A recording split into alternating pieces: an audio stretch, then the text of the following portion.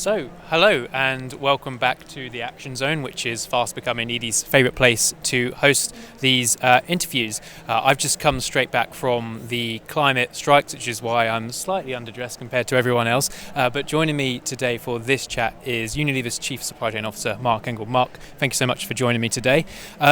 It's Friday, as I mentioned, we're kind of approaching the halfway point of COP26. So it'd be great to get your reflections on it so far. Is it leaning more towards good COP, bad COP? What's been the kind of key announcement for you so far? Yeah, thank you, Matt, for having me. It's always a pleasure to be here. And it's Friday, it's Youth Day today, and we've had Energy Day, and we've had Finance Day, and we had World Leaders Summit, and so it's been a pretty packed agenda.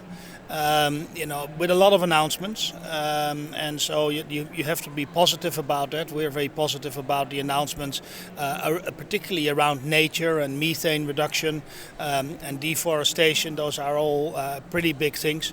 Of course, everybody will say, yeah, that is the what, but can we have more details about the how? And I think in the end of the day, what will really make the difference for this COP is are the NDCs that are coming out of the negotiations leading to a 50% carbon reduction by 2030.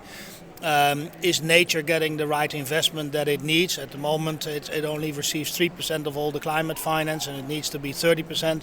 And the third one in general is how does finance flow to forestry, decarbonisation, voluntary carbon markets, and these kind of things. Those are for us the three key success points. I think we've had a good start. But I would say let's see what comes out at the end of the 2 weeks. But we're very excited to be here. I think also the role of business at this COP is fundamentally different than we've seen in the past. And I think this is a very positive change, given that we all need to work together. I think governments have realized that, and they've given business a more prominent role. And I think that will help. Yeah, it's been great to see the sheer number of kind of official events or side events that have kind of mixed both policymakers and businesses on the panels. It's nice to see that more kind of collaborative approach between the two. And speaking of businesses, obviously Unilever doesn't really need much of an introduction in the sustainability space. You've been leading on this agenda for years. You've got a net zero target for your products and services for 2039, which is transformational in itself. We haven't seen on Edie too many targets like that. And in terms of reaching that, it's going to require transformation across the whole business, I'm sure. But are there any particular areas of the business where you feel, business as usual as it has been is going to be completely rewritten as you reach your net zero target? Yeah. Well, obviously we've been on this journey for a while, since 2008, and we've reduced the carbon footprint in our own operation by 74% since 2008. But we at the same time realized that this is only 10% of our total carbon footprint directly from our products, because the majority sits with the suppliers. So, obviously the big challenge for us is how do we engage 56,000 suppliers in that journey.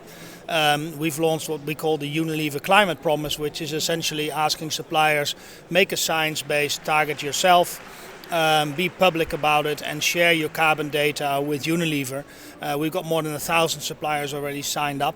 And then out of that 56,000 suppliers, there are 300 suppliers that actually make up 85% of our carbon footprint. And with those suppliers, we work together very closely. We have an engagement roadmap. We call that the Unilever Climate Program. And there we're going really deep hand in hand on how can we decarbonize our total value chain. I think those are some of the challenges. The other thing is our company is an agricultural company. Our agricultural footprint is almost 4 million hectares, like half the size of the UK. So for us, investing in nature comes very natural, because we basically have we take a lot of agricultural products from nature, and so having projects to restore and protect and replant some of those forests and some of that nature make a lot of sense, which is why we've launched our 1 billion climate and nature fund, because we need to fund projects to basically make sure that it's not just decarbonization, but also the reinvestment that nature deserves, because nature is a big solution of staying within 1.5 degrees. I mean, 1 billion's a huge sum as well. I mean, we've seen some billion-pound announcements at COP from nations themselves. So the fact that one business is doing that is incredible. And the stuff you mentioned on suppliers as well is so important. We we at edie, we're seeing a lot of net zero strategies come in from corporates, and fair enough, a lot of them are just focusing on scope 1 and 2, the kind of direct stuff that they have more control over. But you and the likes of IKEA and BT at COP26, you launched this kind of supplier help guide almost to help kind of tackle scope 3 emissions. And as you know, and as I know, scope 3 emissions can account for up to 80% for some companies' footprint. So it's clear that that's where the action from corporates is heading. How do you think that businesses can really start to get to grips with scope 3 emissions and really kind of drive net zero, not just for themselves, but for their whole value chain? Yeah. Well, you always have to realize that your scope 3 is almost always someone else's scope 1 and 2. And so just like we have decarbonized our scope 1 and 2, and we have a roadmap for it, that can be plugged and played to other people, to our suppliers that want to decarbonize 1 and 2. And the 1.5 degree supply chain leaders group within the Exponential Roadmap Initiative has done just that. They've created a guide, they've created toolkits for big companies, but also for small companies in their SME Climate Hub, in how do you do this? Because there are only two things holding people back.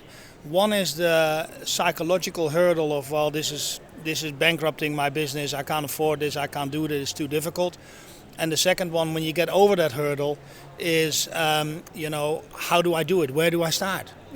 Because and this is a real issue, and that's what that roadmap starts to address. And so this is incredibly important. Now I know that many people are saying, look, is there a risk of greenwashing?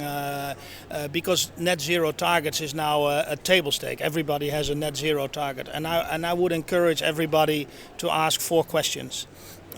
So first of all, does the net zero target indeed include scope 1, 2 and 3, or is it just scope 1 and 2?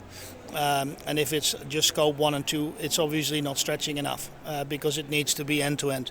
The second question is, how big is your net? If your total decarbonization is 100%, is the net 10% or is it 90%? If it's 10%, it's a higher quality reduction target than if it's 90%. The third question is, what is the quality of your net offsets? What are the quality of the offsets? Are they high integrity offsets? Are they avoided emissions? Are they permanent emission reductions or removals? What is the quality of the net? The third one is, do you have a roadmap? And how much decarbonization are you going to do before 2030? And if the answer is not at least 50%, then it is not enough.